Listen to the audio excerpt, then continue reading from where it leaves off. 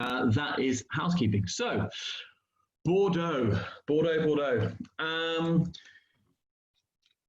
Where to start? I mean, Bordeaux came about as a wine growing region, predominantly as due to its location. Obviously, if we bring up a map, luckily I won't be as exciting with maps as Tom today, but there's one map that we may sort of return to on a relatively regular basis.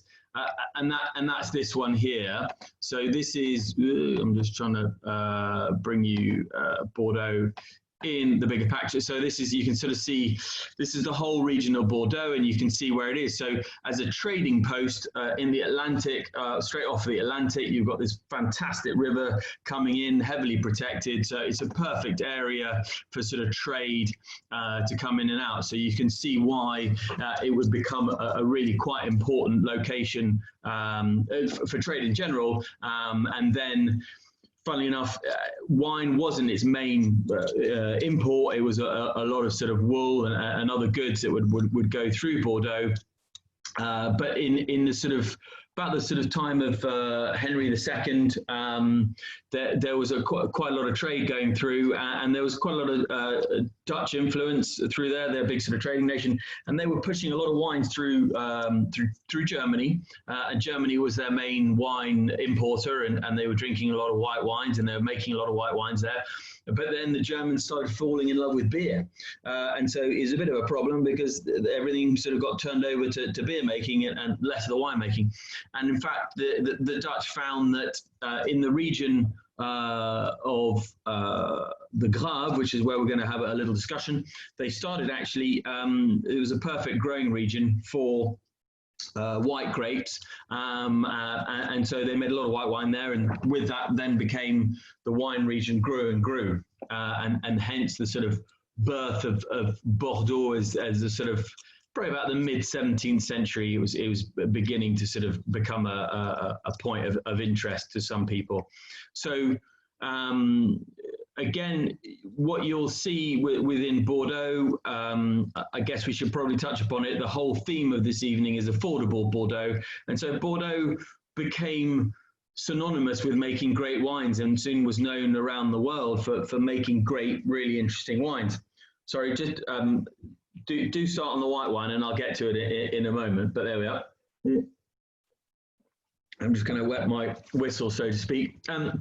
So Bordeaux became a very high quality region across the 18th and 19th century, and you know, the fact that that a lot of wine producing regions would call their red wine Bordeaux was obviously a form of flattery to Bordeaux, because it was actually, you know, so much considered a high quality product.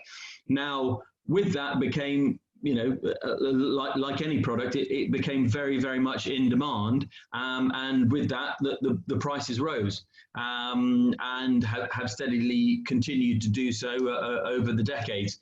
And so I've just seen somebody drop in there. Thank you. So what happened with obviously Bordeaux is it became more and more popular, and so through the regions they sort of begun to sort of discover, and we'll go back to the delightful map again. So we're back in Bordeaux here, and the regions began to sort of grow and be discovered, really. So in its heyday, we were really in the sort of the green zone, the entre-deux-mers, and actually also right towards the back, the Grave region, which is in the orange region, and the entre-deux-mers, which is in the green region, simply because those were the easiest to farm, and also had good fertile soils, and were relatively were relatively well drained by that stage. Whereas early on, the sort of the Haut-Médoc, which is the red region to the left, and the Bourg and the Blay and the Libournais on the right, were sort of pretty much poor, uninteresting lands interest rose. There was more and more work done and more vines planted. And through a bit of sort of discovery, really, they found out that actually on the left and the right bank of the river, so when we say left and right bank, for those who might not know, the Atlantic, you have the left bank and you have the right bank. Okay, and so we are through. Oh, my internet connection is unstable. Apparently, there we are. So do let me know if I sort of start cutting in and out. But you're getting obviously getting a lot of different chateaus, and you're seeing a lot of different styles of wine being produced. But again, a huge amount of demand, and with that becomes wines that become priced possibly, and we're getting to a stage today where, you know, we're in the midst of, like I said, Bordeaux 19, where we're seeing bottles released before they're even put from their barrel into a bottle that's sort of £300-400 a bottle. And the problem with that is that at the bottom end, you certainly get a certain amount, and they are, but they're not particularly exciting, and they're just trying to put out volume and put Bordeaux on their list. So not only is it difficult to find affordable Bordeaux, it's actually difficult to find affordable Bordeaux that actually tastes of something exciting, because to really go into Bordeaux, you know, your minimum £15 to find something that actually has anything Bordelais in terms of flavour. Below that, you're really, excuse the pun, scraping the barrel, and you're getting wines that aren't really of any worth, and they're literally sort of using a lot of grapes that wouldn't really make the cut for a lot of wines. So we are, I mean, because I could talk about Bordeaux for a very long time. I mean, like I say, I've been talking about it for the whole week, so I could get carried away. So the first wine that we've got is a white Bordeaux. So again, Bordeaux, for a lot of people, is known predominantly for red, but it, like I stated earlier, it really started its life out in the white. It became known, again, a synonymous quality white wine, and that's sort of been usurped by the reds and a bit of and to a certain extent the sweet wines that we'll talk about. But you know, the main reason being is that there's a lot of white out there, and people can make a lot more physical product of red and also money. So that's one of the main reasons you see less and less of it. So whites in Bordeaux, they're predominantly made, virtually exclusively made with Sauvignon Blanc and Semillon. Those are the two white grape varieties that work very well. They're mainly based due to the climate, that the Semillon and the Sauvignon are two grape varieties that work very well in the Bordeaux. Remember, Bordeaux is still a relatively cool climate. The effect of the Atlantic begins to really sort of bring down the temperature within the region. So they do suffer from cooler climates and frost. And you may have sort of read in the various. So this white, where it's Bézat, which is actually the second wine of Chateau La Nardine. So in Bordeaux, it's quite common to have the main chateau, and they will often provide a second wine and occasionally a third wine, which is, I guess, to appeal to the masses, and a little bit like in the Bourgogne region, it's a bit of a calling card. So it's to say, look, this is my entry-level style of wine, but this is the kind of style that I make, and do come and sort of see the other styles, because asking someone to buy into a £150 bottle straight away is quite difficult. But if you're making 15, 20 pound wines, that people might be interested in. So this is made from, interesting enough, the Sauvignon Blanc grape. As I was saying, Sauvignon and Semillon are the two grape varieties that we normally see. But interesting enough, the winemaker here, well, not the winemaker, but the vineyard owner, Jonathan Malthus, who's a good friend of Honest Grapes, a great character, and believer in making some extraordinary wines. And he's got a wonderful estate with quite a few chateaux, and he really has blazed a trail and upset quite a few Frenchmen, being an Englishman, to produce fantastic wines out of Bordeaux. And he's very cocky about it, which makes it even more funny when he's talking to the Bordelais. But so here he decided actually to use the grape variety you don't see very often, the Muscadel grape variety. It's quite a sort of thin-skinned, not overly aromatic, but he's really sort of taken it to heart, and so it makes up about 20% of this blend. So I think it's about 80% Sauvignon this year and 20% Muscadel. So which is the Muscadel is actually a bit of a sibling of Viognier. So you're getting a certain amount of extra ripeness, and you're getting a bit of richer mouthfeel with the Muscadel in the Sauvignon Blanc. So Jeremy's obviously said, Sauvignon Blanc would Semillon bring to the nose and palate. And where else is it grown? Semillon elsewhere than Bordeaux. Sorry, that's your question. So I'll get to that in a moment. We'll just carry on a little bit about this wine.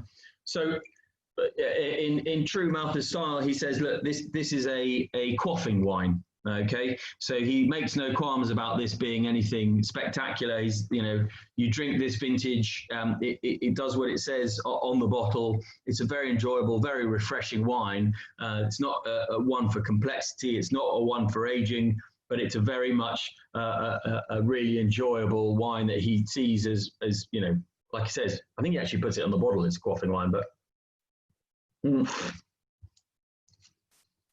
And it is for £14, a really nice, easygoing Sauvignon Blanc style with something a little bit more complexity, really.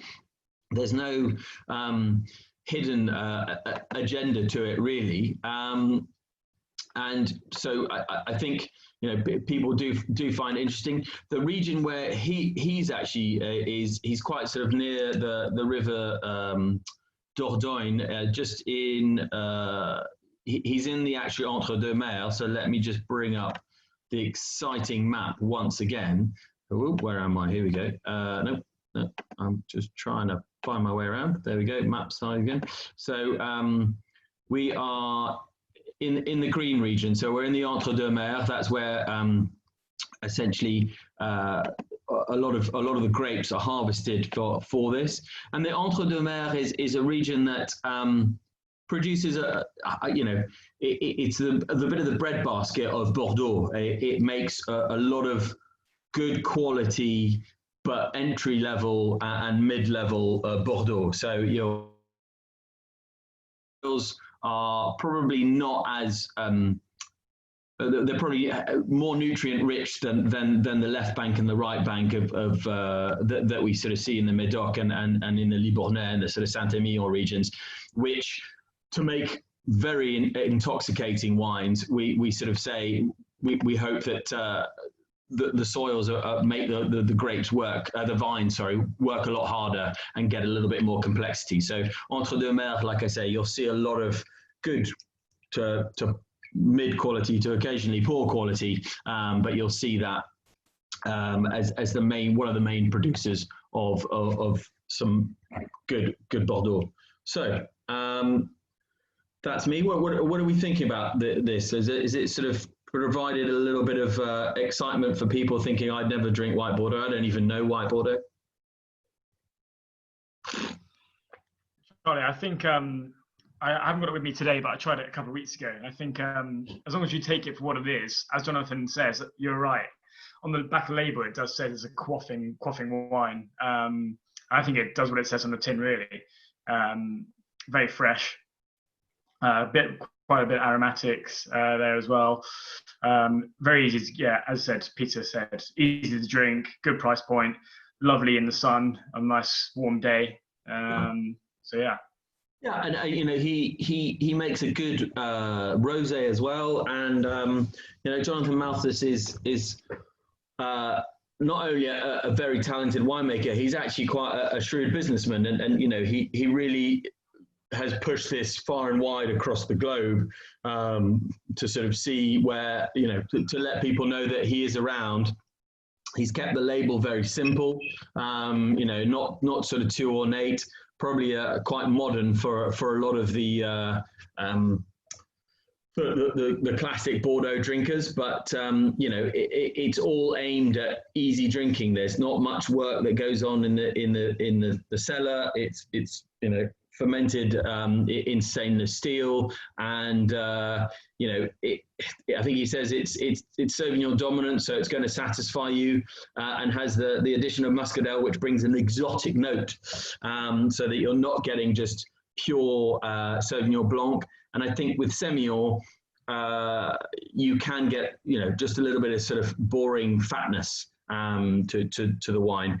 And going back to your question, Jeremy, which was that, you know, where else would you see Semillon? I think probably the people that really got behind Semillon were the Australians in Hunter Valley, and created some single varietal Semillon wines that really put the region on the map, along with its Chardonnays, and they're still sort of coveted by a certain number of wine drinkers.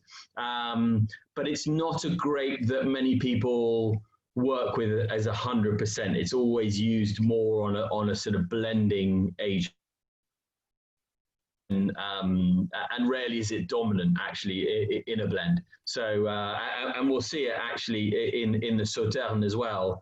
That it is there's a reason why Semillon is used for Sauternes as well, which we'll come up to. So you know, you say, you know, why Bordeaux, people don't really know. And then secondly, when you say, you know, it's Sauvignon Blanc dominant, a lot of people go, well, I don't really like Sauvignon Blanc. But this is a really good example that Sauvignon Blanc can come in a lot of different guises. We're very used to New Zealand Sauvignon Blancs, which are very grassy and very perfumed, compared to this, which is a little bit more restrained. So hopefully, from the comments I'm seeing, I like it. So people sort of saying, you know, it's interesting. So yeah, I'm glad we may have sort of pointed out that there's a little bit more to Bordeaux than overpriced red wines. So I don't know if anybody's got any more questions on the white, wants to take another glug. It is quite quaffable actually. So quite enjoyable, but yeah, like Angus was saying, you know, it doesn't make any bones that it's anything other than a very nice, you know, wine to just have as an everyday drinker. But for people that £14 may not be an everyday drinker, but I think it should be, because it adds something a little bit slightly different, and it's not an overworked wine, which I think a lot of the time they can be at that cheaper end of the scale. Okay, I think it's just that wrote New Zealand Sauvignon Blanc. What does night harvesting mean, from Peter Burke?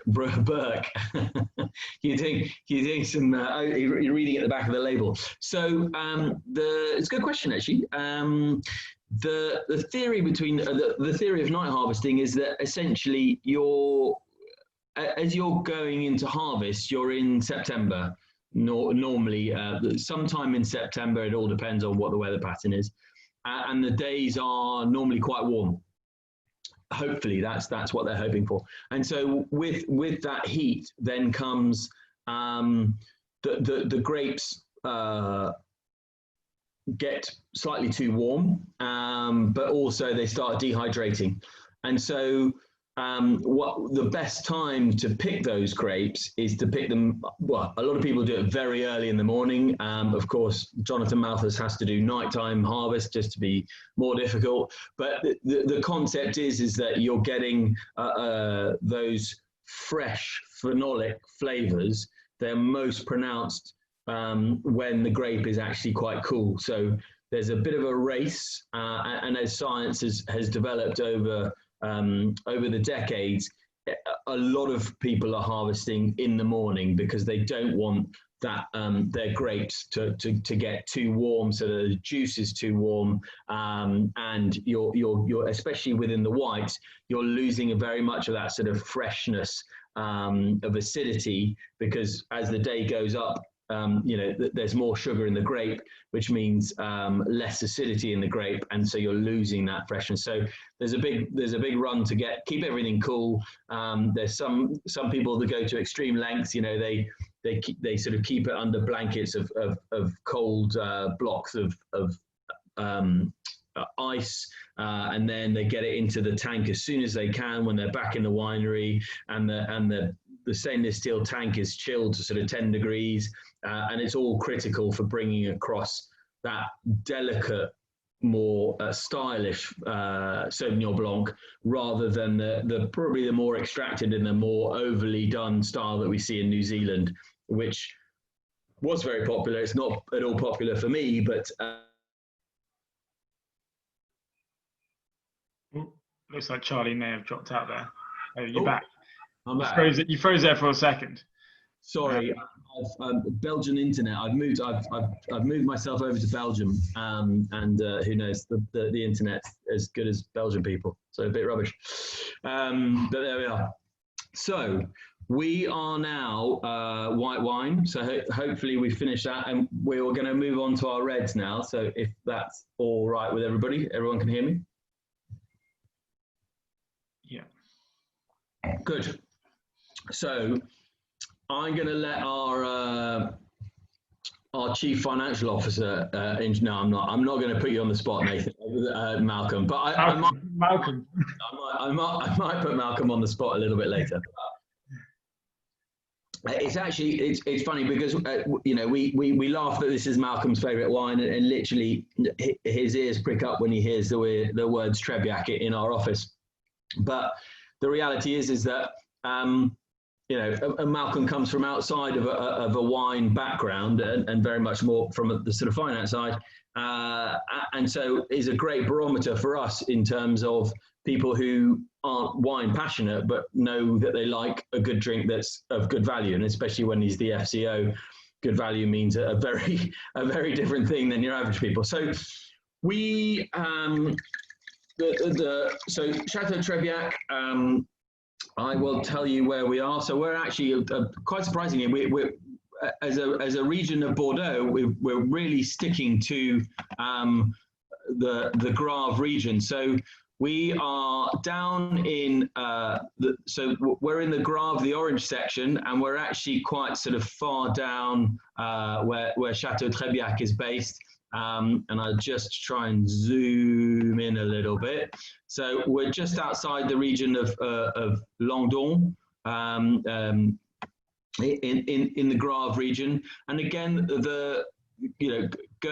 to the Grave region, it was essentially considered to be the birthplace of claret and of the wine region of Bordeaux, because it was easily accessible, it had the river access, and it became very popular. And actually the Grave region, interesting enough, is one of, actually, yeah, I think it's one of the only regions within Bordeaux, if not the only one, that produces a classified white wine, a classified red wine, and then also the classified sweet wine, because the region of Sauternes is actually within Grave, within the Sceaux appellation. So you've got the region of Grave. Grave quite literally translates into gravel. So it's the gravel soils that are very, very popular. They're well drained and they're poor in nutrients, which makes them a perfect soil for growing grapes on. So we, as a wine merchant, it's always, it's a very, very important to get entry level, high quality wines from regions that do demand a huger, that normally elevated price point to buy into, be it Burgundy, be it some of the Italian wines, and especially Bordeaux. So to find a wine that's quite typical of a region that and shows some complexity for a good price is a really important thing to have on your list as a wine merchant, because it shows that you're actually worth your salt. If you're looking for decent quality entry level Bordeaux's and Burgundies and stuff like that, your best bet is obviously to come to us. But your next best bet is to go to your local wine merchant, who will have, would have hung his coat up on one or two wines from each of those regions. So what we have here in the Chateau Trebiac, those of you looking at the back of the bottle, so we're 70% Merlot and 30% Cabernet Sauvignon. So quick reason why you're seeing a lot of blending in Bordeaux is we're going back to this concept that the weather really isn't too reliable. So you've got the Atlantic coast, and so you'll get cooler years, you'll get warmer years. And so what happened is that a lot of the time, over the years, they've learned to hedge their bets and plant a certain amount of different grape varieties, mainly to make sure that, you know, they had a decent number of wines to blend to create their style. So Merlot, you know, ripens earlier and creates softer, plusher wines, and Cabernet Sauvignon ripens later and produces more structure and more tannins. And so, and then you've got the other grape varieties that are grown within Bordeaux, which you're getting Cabernet Franc, which is another one of the big grapes varieties. You also have a little bit of Petit Verdot, which is another grape variety, and they actually still a little bit a grape variety which they call Cote, C-O-T, but it's actually Malbec. And again, it was really a sort of an ability for them to blend and create a final style of wine that was had the power and had the interest. And over over the years, they've learned that Cabernet Sauvignon and Cabernet Franc particularly grow very well on the left bank. And Cabernet Sauvignon is the dominant grape on the left bank, and on the right bank there's more Merlot, there's more Cabernet Sauvignon, mainly due to soil types, but also due to the way, the aspect of those slopes.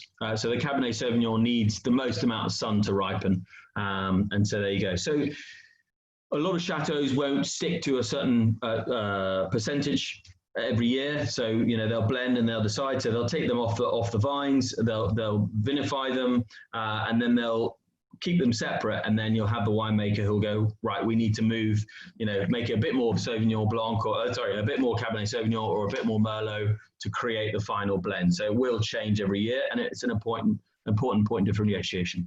So the wines of Grave are, again, Grave is sort of gravelly soil, so they're considered to have a little bit of minerality. And so here, you know, Merlot we know is going to be a bit plush. It's going to be quite soft, quite supple, but you're getting that Cabernet backbone. So it's a classic example of putting the two together to create soft, supple, but with a bit of bite.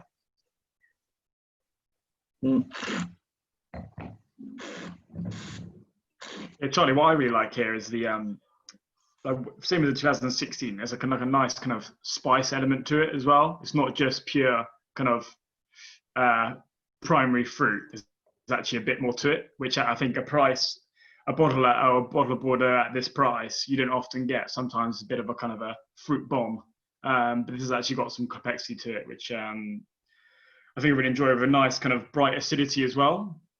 So I think, yeah, really tasty for me. And I think, you know, this is, you know, it's one of the main, you're absolutely right, it's one of the main reasons that it's so appealing to, you know, somebody like Malcolm, who says, look, you know, this is perfect. It's got very exciting, you know, it's tickling his taste buds. It's hitting the price point, and you know, you're getting a certain amount of excitement. And you know, the problem is for double your money in Bordeaux, you may not see a huge amount. You've really got to start tripling your money to really see a difference and see possibly something exciting past that. So when we stumbled upon this, well, stumbled upon it is probably the wrong word. We were responsible drinking at the time. No, we were at tasting and we saw this. And we're like, this actually tastes like a Grave. You've got to remember that Grave also has one of the most extraordinary wines in the world, Chateau Haut-Brion, from the Pessac-Léognan region. So it's, you know, similar soil. I think we were selling cases at £1,700 for 6 bottles. So that, you know, it's a wine region that can produce extraordinary wines. But it's also to get that typical style of wine at this point is, it shows good work. I mean, and the family that have got this, they've actually got another chateau. I'm just trying to remember what it's Chateau Cabety, and it's actually a guy who, to my knowledge, let me just. I'm just trying to bring up my notes, but he's actually, I think he was actually a lawyer who gave up. I think it's Arnaud de Butler, which is a brilliant name, to be honest with you. But he gave up the world of finance and sort of took on a domain, and has really tried to sort of create a good entry level Bordeaux that says, look, this is what we can make in Bordeaux, and they're focused on good quality fruit, which is always the most important thing, because I think what happens is with a lot of the cheaper end of the market is that they just buy from other Bordeaux producers, other vineyard producers, who don't want to make wine, and they just want to sell their fruit. And so what happens is they're happy to buy these fruit in. They don't really know how it's been looked after, how it's been made. They just know that they can buy it at a certain price point. And so they then blend all that together and create a Bordeaux that they can sell. The best way to obviously make or to work with a vineyard is actually the guy who actually grows his own. Land is relatively expensive, so to find people that are able to own their own land, make their own wines, and have total control from start to finish is not that easy, and that's probably the gold star, because the problem is as people are trying to make bulk amounts of Bordeaux, they just buy the grapes that they can try and get their hands on. So I've got a question from Jeremy. He's saying, is it unusual to see a Grave wine as Merlot heavy rather than Cabernet Sauvignon since it's left bank? It's a relatively probably uncommon to see Grave being so Merlot dominant, but I think at entry level point, if you're beginning to put too much Cabernet Sauvignon in, you're producing a wine that's going to take time and require a certain amount of aging, and realistically, which is what this guy Arnaud de Butler is trying to do, is create just a very enjoyable wine that can be drunk, within 3, 4, 5 years. Wouldn't be a wine that you'd want to hold on to for 10 years and would develop phenomenally over anything over sort of 5 years. So that's an important point, is that a lot of these top wines, they're built to become more complex and more exciting over time. So he's not trying to do that, and the Cabernet Sauvignon definitely is one of the major factors of that style. And then also, if you're trying to get, there's some amazing wines that are Merlot dominant from the right bank. It requires a lot more effort to make them probably age-worthy, whereas here, probably where he is in Grave, he's getting a certain amount of complexity, he's getting a certain amount of concentration of fruit, but then he's not making them a wine style that can age for a very, very long time. So that gives him a certain amount of flexibility. So, oh, look, Malcolm's on the money. Thank you, Megan. There you go. Malcolm will be happy to know that. But Charlie, it's probably also worth noting how we actually chose this wine. So as part of some of you probably know, part of our Premier Cru club, well, we used to, before obviously this all happened, have tastings in and around London. And we used to have things called panel tastings, where we'd bring together kind of, 10 to kind of 15 wines, or 5 to 15 wines, let's say, and all of the same style, or the same grape varieties, for example, Bordeaux, and which everyone would try each of the wines and decide which one they liked most. We had ones of varying price points as well. One's much more expensive than Trebiac, going up to like £30, for example. And the Trebiac completely kind of trounced it, to be honest with you. Absolutely, I mean, it was like, ridiculous, the scores. So I think it really does punch above its weight for the price point. So yeah. Yeah, it's a good point, Karen. Thank you for going back onto that panel. Yeah, it's one of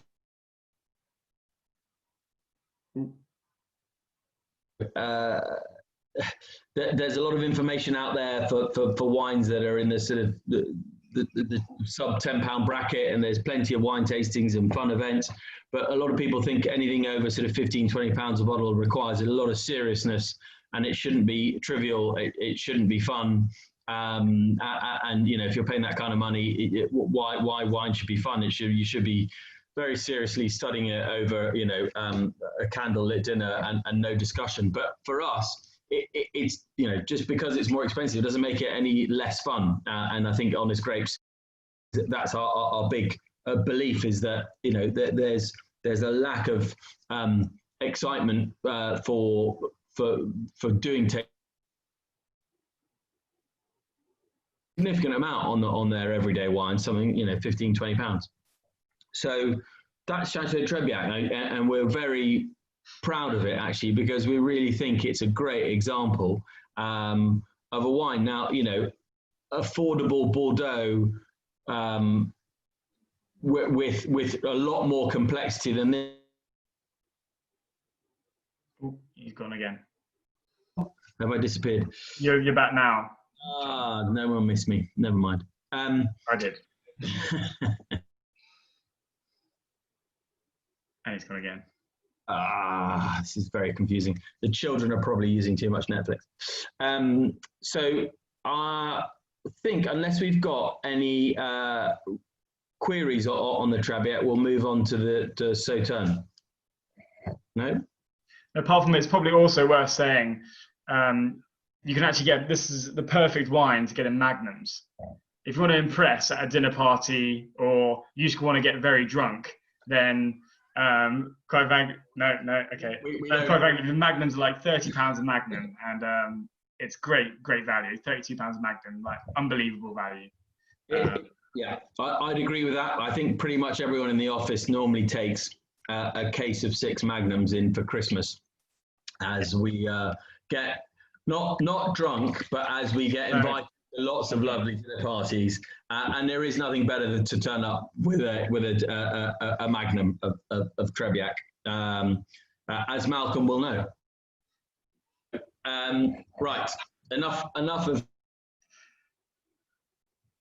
a great fun as well.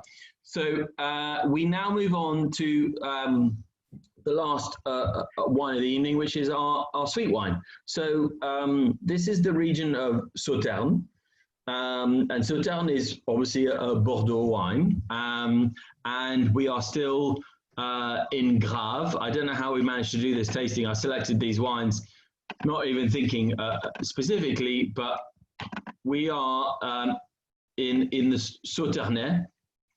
Okay, so we're obviously in this the yellow region. You know, predominantly our grape variety, well, predominantly you can only grow for Sauternes the Semillon, the Sauvignon Blanc, and Muscadel.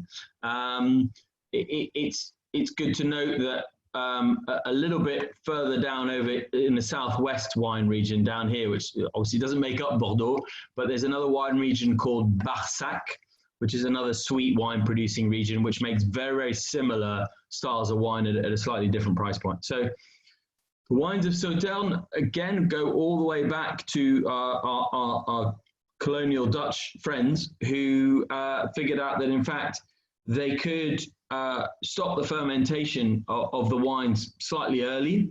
But in the early days, they figured out it very randomly, but they would actually burn a sulfur candle in the barrels. And that sulfur candle would then actually stop the yeast from actually producing, stop the yeast from working. So they'd stop their fermentation. And in fermentation, the basic rule is that the yeast feed on the sugars until they have eaten all the sugars and they've made alcohol and wine in a very basic formula. So if you stop the fermentation, you're left with more sugar in the wine than would naturally occur. So what that would mean in the time of the Dutch sailing colonies is you're a much more stable wine. Okay, so that was the original reason for the sweet wines.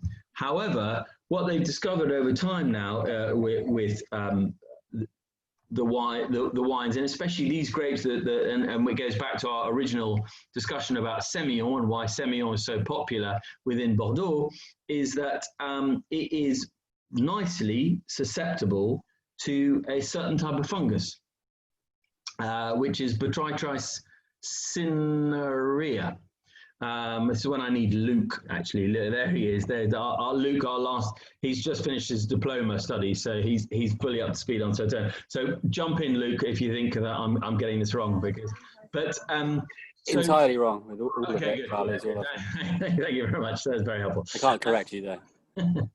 So what this is these grapes are left during the harvesting season, and as they slowly go through as they get more and more ripe, they get, if conditions are perfect, and this is why Sauternes is quite an impressive grape, because it really relies on Mother Nature and the natural environment to be absolutely 100% perfect, because it relies on the certain amount of humidity and the certain temperatures to be right for a fungus to grow on the grapes.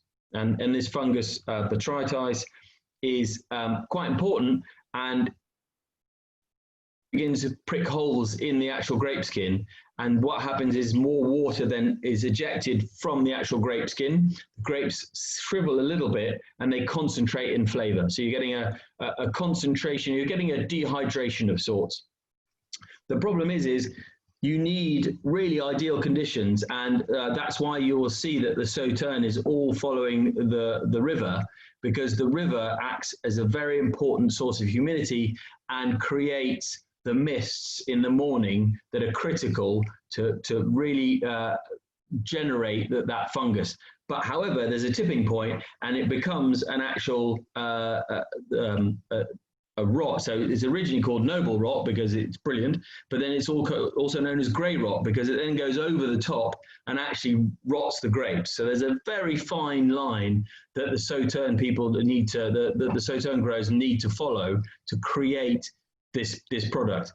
Then after that, you're pretty much left to regular wine producing. So you bring it in, and this goes back to our good friend Jonathan Malthus in the midnight harvesting, but you want to harvest these early morning, and the classic best known Sauternes in the world is Chateau Yquem, which will age, they're still able to sell the odd bottle of 1904 Chateau Yquem for some astronomical sum. So the ability is there for Sauternes to age and age and age because you have a lot of sugar, you have a lot of acidity, and it is a fascinating wine, and it's sad that it only gets pulled out for puddings.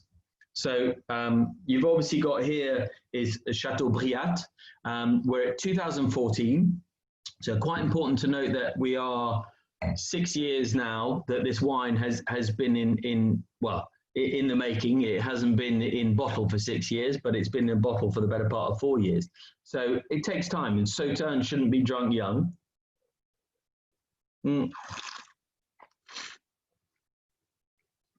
And you're seeing here, it's a really lovely balance of a certain amount of sugar, but they're creating that acidity that makes it not cloying, which is one of the big plus points of Sauternes. There's a lovely balance between that freshness and acidity and that lovely sort of sweetness that sort of really lightens your palate. So that's one of those things. And somebody says, Karen says nectar, and it really is. It's really, really lovely. Again, this is a wine that finding a decent Sauternes that isn't overpriced You know, this is 14 for a half, so you're looking at £30 for a bottle. Not many people can drink a sort of a whole bottle for dinner parties and stuff like that. You know, it's not something that we want to drink a huge amount of. But you know, this producer, I think it's Michel Roule, it's a family estate, and you know, they've inherited it. Good Sauternes, so they really know their territory, they really know their vineyards, and they have complete control over their vineyards, and they're making some really lovely wines. This one has aged. Again, would it age probably for a good another 10 years and develop a certain amount of extra complexity? But you know, at this level, it's made to be drunk about now, but over in the next couple of years. It's a really fascinating, delicious drink that over, like I say, normally, unfortunately, it gets pulled out at the end of an evening, which is a bit of a shame, because by that stage we've had, you know, a bit of champagne, and we've had a little bit of red, and we've had some white, and you're not really able to enjoy the hard work that goes into Sauternes. If anything, you know, champagne and the white wines are probably the easier ones to make. Sauternes, they've had a real tough time to hope that they get the noble rot turning up, and that the noble rot turns up, and that they can keep it on the vines long enough for them to really ripen, get the noble rot, and then they can get them off and making the Sauternes. So it's relatively difficult process, and it's hit and miss. You know, it's not every year that you'll see good Sauternes made. There's certain amounts of Sauternes made every year, but it's hard for them to get a really, really great one to be made. And I have to say, I was quite surprised that when we were talking about what wines to try and what wines to make, what wine tastings to have, that the sweet wines came up, and a lot of people were like, let's do sweet wines. What have we got as questions? For sweet wines, is noble rot trickier than other processes like ice wine? It's more reliant. Sorry, I don't want to jump in. If you've frozen, or have you're being polite, Charlie? I'm being polite. I'm just sort of seeing anyone pulling out the foie gras, controversial. There's a bit of culinary chat going on. But no, go ahead, Luke. What were you going to say? Just because they're obviously both reliant on the climate quite considerably, and both ice wine happens. I think most places that produce ice wine, it's kind of 1 or 2 in 3, or 2 in 4. It's about 50% of the time. And it's kind of about the same hit rate with most places, most regions that are making wines with noble rot, with detritus. So it's a bit hit and miss, I think. So they're both. None of them are surefire things any year. So it's all about the vintage conditions, I think. And it's all around that autumn time where it's really important. Yeah, absolutely. I think with ice wine in particular, it actually goes through the noble rot process, but then it has even more hurdles to follow, in the sense that it needs to pass all the way through to sort of December time without being, going into a properly rotten stage, and then freeze, and then be harvested and pressed. That, in regions like Alsace and Germany, which were the original pioneers of ice wine, is a lot harder than the regions that you see, maybe the ice wine regions of New York and Canada, where they regularly get very cold weather very earlier in the season, sort of November time, compared to Germany and Austria. So I think they each have their own hurdles to cross. I've got a question from Rajesh, is what glasses do you recommend for Sauternes? Well, I think, I'm a big wine glass, and I think Sauternes has suffered slightly, a little bit like sherry and those more complex wines of being in a very small wine glass because they need to be in small measures. And that's unfortunate because they do have a lot to show for themselves. And the concept of the wine glass is the larger the wine glass, the more you sort of can get aroma going and the more you can share in that. And the lovely thing about Sauternes is you're getting those lovely candied fruit, the lovely sort of apricot and just a certain amount of spice, and just there's so much going on. So unfortunately, a little sort of sherry glass is totally the wrong glass to do it in. You know, if you've got enough glassware, definitely go with the larger wine glasses. I may have cut out. I've just had a little thing saying that I've cut out, but he has now. Let's see if we'll come back in a second. Is he back? Am I back? You're back now, yeah. Yay, did you miss me? So Karen says, chocolate, am I back? And he's gone again. Yeah, it depends on your quality of chocolate, I think, Karen. And knowing Karen, it's probably 100% cacao harvested by mountain goats. So yes, it will kill it if it's in your case, Karen. But no, I think it depends on the cacao levels that you're getting in the chocolate. Really is to try. So you might find slightly sweeter Sauternes, younger Sauternes might be a better bet if you're having a high sugar content and high cacao content in your desserts. Absolutely. Luke and Angus are having a bigger, better competition, so I'm going to leave that there.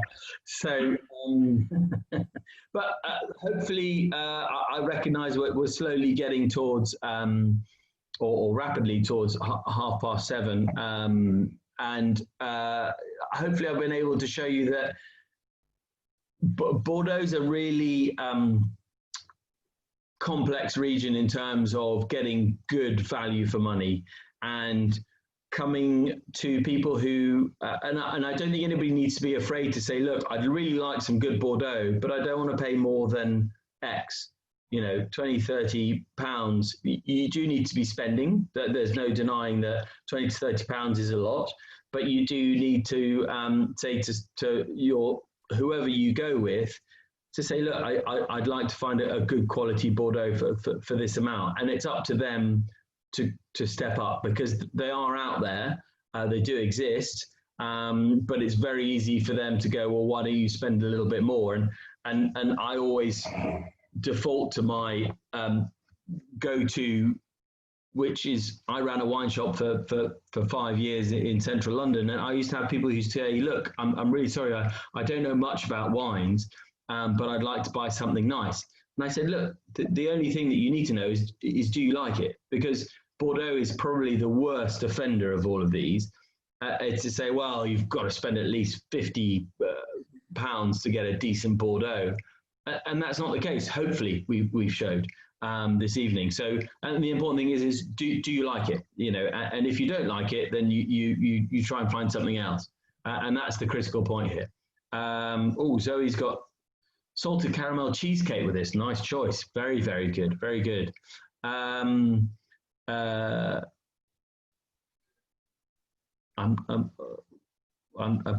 sorry. I'm trying to follow the conversation here. I've got also in the fridge whenever you can. So that's Luke, but salted caramel mousse. That's in regards to storing the wine once open, Charlie. Oh, okay, fine. Sorry, I missed that conversation. Missed the key bit there. I missed it. So storing these wines. I think sweet wines. There's a reason why they're in half bottles. Unless you're having a large dinner party, where you've got 8 guests that can push through a whole bottle of Sauternes, that's quite hard. So there is a reason to get halves. They are much more. It's just easier to open a half of Sauternes to make of an evening. I've always been surprised why they try and sell double magnums of some of the Sauternes wines, because it's just an extraordinary size of people, and you know, I'm sure we've all tried. No, we haven't. Maybe not. Luke, I'm so confused. I don't. Well, it's very confusing with these conversations going on. Yeah. Both of those comments were related. Obviously with the red, a lot of people don't store reds in the fridge. If you're storing it for a day or two, it will definitely keep better if you put it in the fridge for as many hours as you can. Obviously, you just need to take it out a few hours before. I needed to jump in quite quick because I knew Angus had never really understood the concept of storing anything. So, and you were talking about something else, so I thought I'd just jump in and cover that. Right, this is obviously becoming a tit for tat, so we're going to have to take that offline. But it is, yeah. I can't help it. I've only been home 10 minutes. But hopefully, I don't know. I'm opening to the floor. Obviously, I don't know who drinks Bordeaux on a regular basis. I know, Peter, you buy a certain amount on a regular basis with your dad, and there's other people that sort of buy stuff to drink. Some people buy to invest, but you know, the plethora of wines that's available, Bordeaux has a diminishing patch to fight for. So, got anything they want to discuss? I'm happy to talk about Bordeaux 2019 or Bordeaux en Primeur. Wines are worth more than others. Have I gone? You're back now, but just on that, Claire just said a good question actually is how does kind of Sauternes change over time? So how does it age? What kind of development features does it get compared to kind of a normal dry wine? Which is a great question. I think you could probably I think it goes in a very probably broad sense. It goes from a very fresher style, probably to what we've got here, with a lot of sort of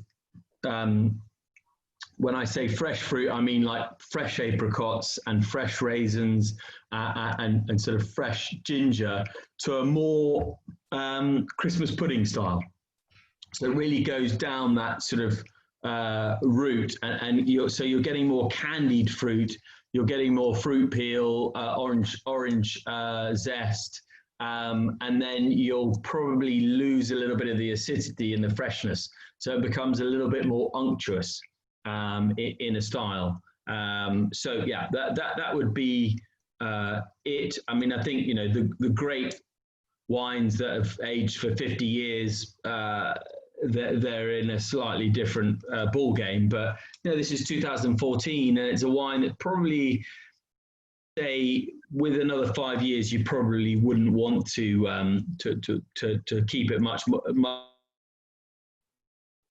as a good quality Sauternes, but it's on point now, and for another 5 years it'll be brilliant. But then after that, it'll probably lose a little bit of its acidity, and that's critical. The acidity is critical to hold up that sweetness and that excitement. What have we got?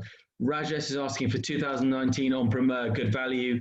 Rajesh, if you've got 4 hours, I can chat about the importance of 2019.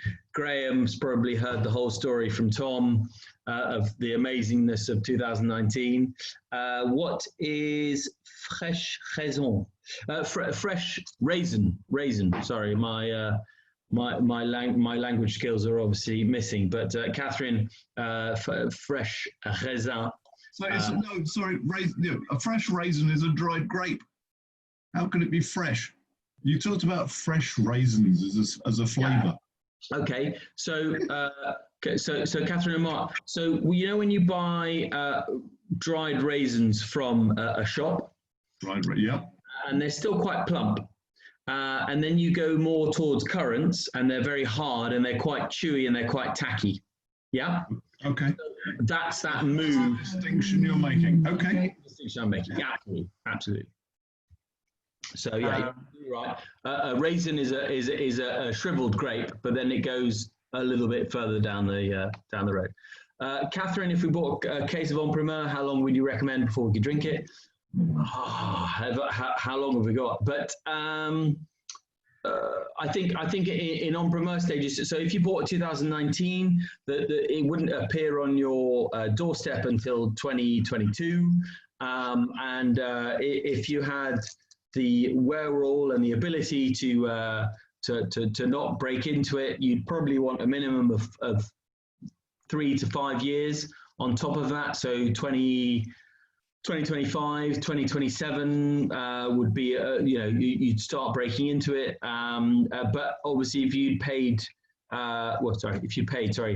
bought one of the higher end wines, you could look a minimum of sort of 10 years before breaking into it. So that's that's one of those things. Until Dad dies is a little bit of a complicated one for me, Catherine.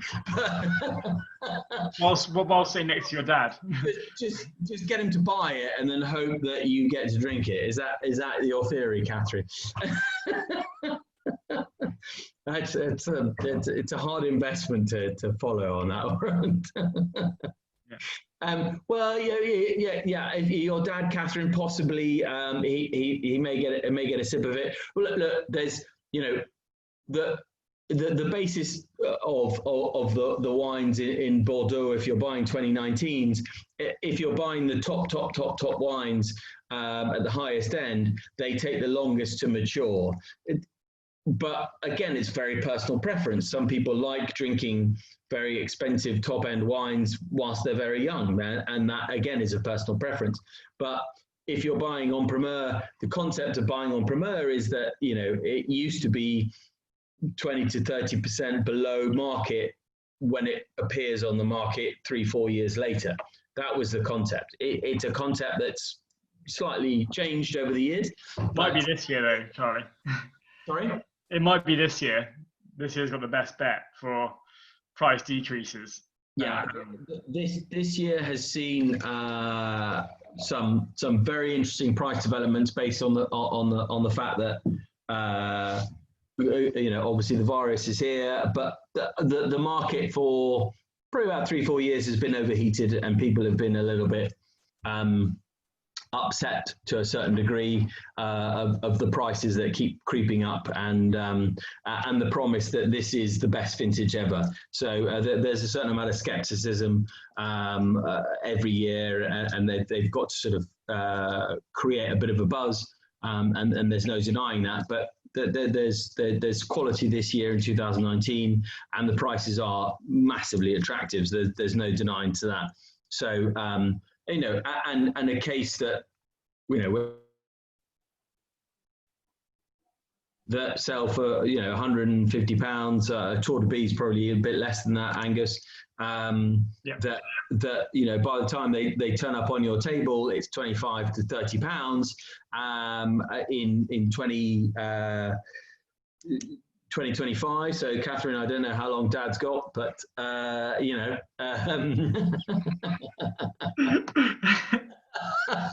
he's jabbering vehemently. So, but he'll be there for a long time, I think. So we'll be fine.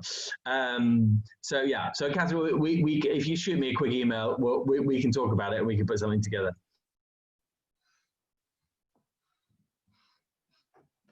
Guys, I'm here, happy to have a chat about all sorts. Oh, I think I've dropped off again. You're back now, Charlie. Yeah, unfortunately. Vital swigging time. Yeah, that's good. Exactly. So I've just managed to actually just plug straight away. No, but hopefully we've been able to provide you with a bit of an understanding about Bordeaux for those who may not be, very well versed in Bordeaux. It is a bit of a murky underworld, and there's a lot of people that sort of do a certain amount of probably trade on the name of Bordeaux to try and sort of add value to their wines, when in fact there isn't. So it really requires a certain amount of knowledge by you, the consumer, to go with people who actually are looking after their consumer and offering good quality Bordeaux for the right price, without sort of trying to sort of overcharge or produce poor Bordeaux, which is it gives Bordeaux a bad name. But there was still, I remember going to Argentina 2000, and there was still an aisle which was called Bordeaux and an aisle that was called Chablis, and it was just red wine from France and white wine from France. That was the name of it. So it was really still a case of really trading off the good name of Bordeaux. So there we are. I don't know if anybody's got any other questions. No, we're good. Well, we'll keep chatting. Don't have to close it off now. So Malcolm, was Trebiac what you expected it to be? Have we lost him? No, there he is. He's there. The new vintage. It's always my favourite, as you know. Goes beautifully with my roast dinner. Exactly, it's true. Yeah, Charlie. So what about talk about the grapes? We couldn't really touch on them too much about grapes of Sauternes. So why are they good for Sauternes?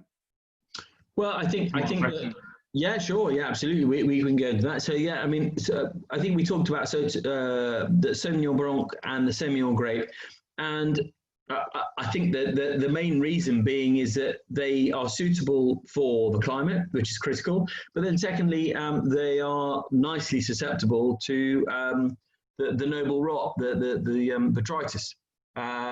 So botrytis doesn't really go for thick-skinned white grapes, so it will actually, stick. So the fungus needs to eat through the thinner skinned grape, but. Yeah. And so they are the two susceptible ones, as is muscadel, and you'll see a little bit of muscadel in some of the Sauternes grapes. But that is the main variety. Those two are the main varieties that That's it. Just what I think Charlie's paused a little bit there. The Semillon in particular is really capable of aging with that honeyed kind of characteristic. And it also gets the lanolin thing that a lot of people struggle to kind of get to grips with, but that wet wool kind of greasy sheep character that does not sound appealing, but it's really, really unique to Semillon, which that's a new one.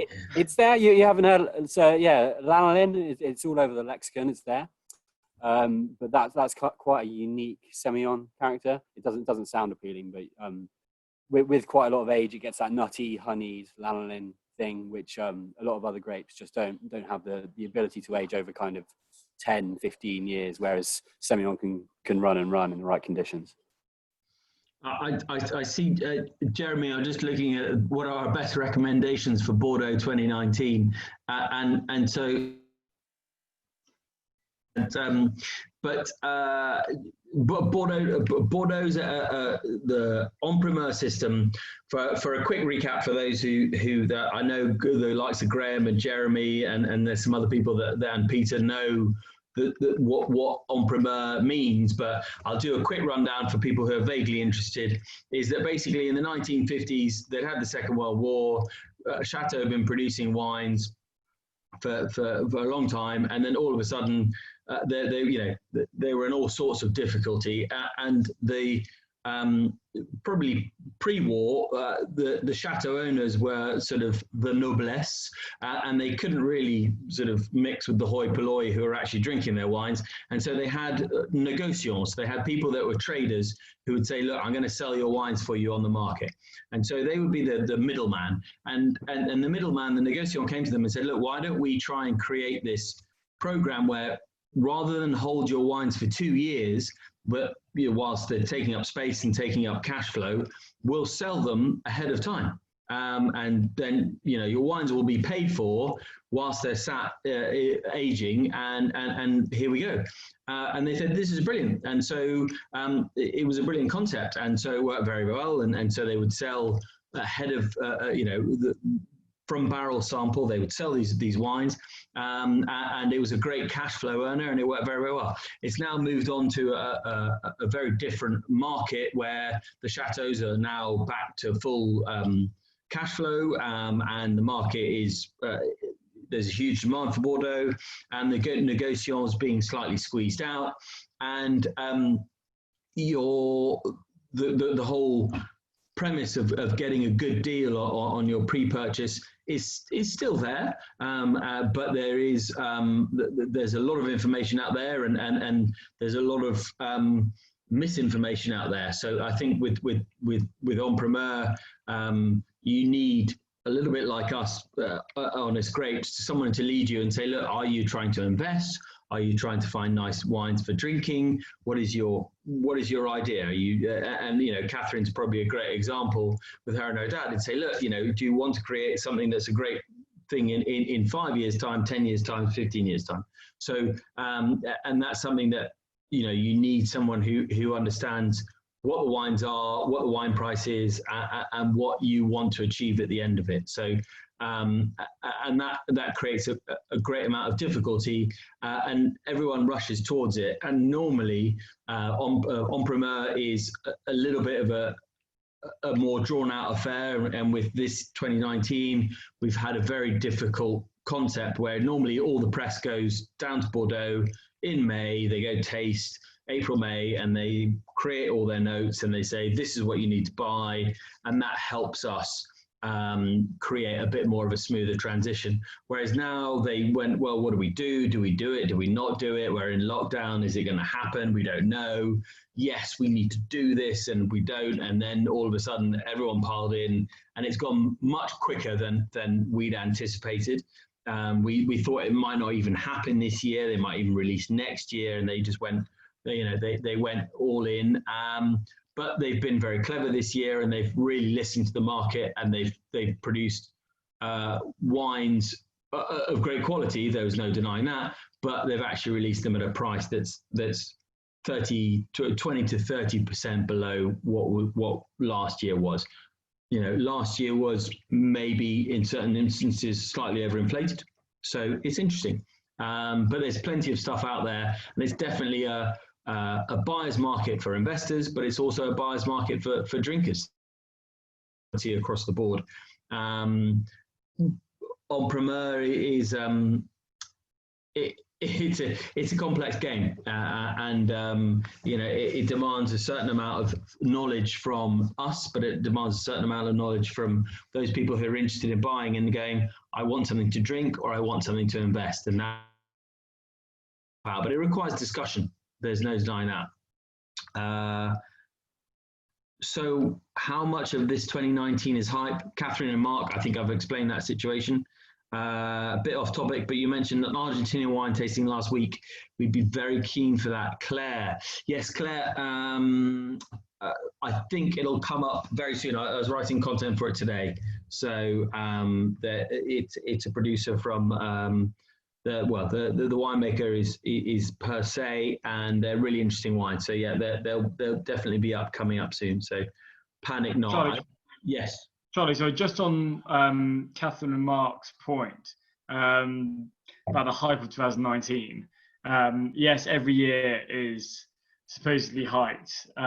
However, the facts don't lie, and the facts are of 2019 that the quality's there, with great scores and great reports. However, the prices are 20 to 30% lower.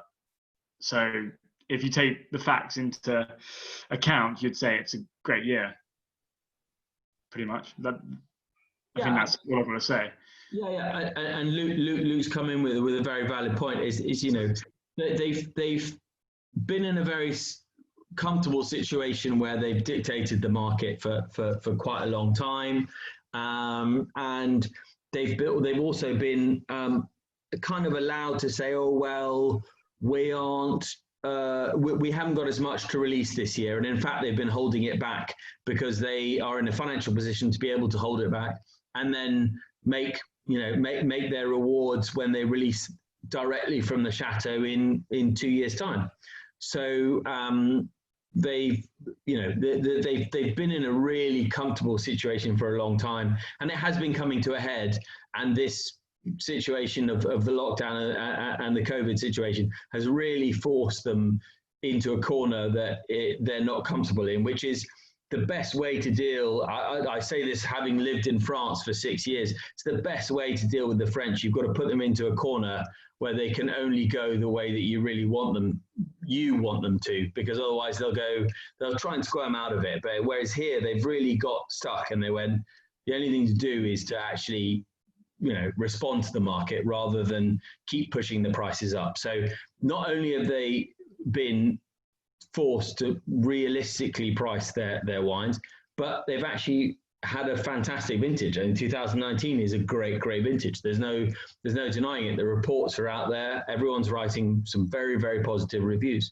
So there's no denying that it's a great vintage, and it's 30% below. So you know, for us, it's been a bit of a fill your boots, because it absolutely is a brilliant wine in a perfect storm, and it seems slightly wrong to be investing in wine or buying wines for consumption, you know, when everything's going as it is. But you know, I'd absolutely agree with you, Angus, and Luke, who's saying it, is that, look, you know, this is a really good vintage that at a lower price point. Yeah, absolutely. So that brings us to Bordeaux, the end of. I think we're about sort of 10 to 8 for people. It's 10 to 9 for me over here en Belgique. But I hope you've enjoyed it. I hope you've seen it. I've got unfortunate news that I will be hosting the next 3 tastings, the next 2 tastings for you. I know, Angus, hold your head in shock, horror. Because Tom has put me in charge. He's got some other tastings, but actually we've decided that we're gonna do another 2 more tastings. So we've got 12, which is Loire, and then we're gonna do 13 and 14. And we're going to go out with a bang in 14 to sort of tasting 14 in the end of July, and see if we can't pull out the stops for our you know, just to sort of see what we can do, and then take a little bit of a hiatus. I think that's been the general response. And then, like we say, we'll do some more grower tastings and do some stuff. So you'll see, like I said, the Argentine tasting. I'd recommend. It really is. We haven't seen a huge amount of interest in the fantastic tasting that we're holding next, I want to say Tuesday. It could be Wednesday, the 24th. Wednesday, thank you. Yeah.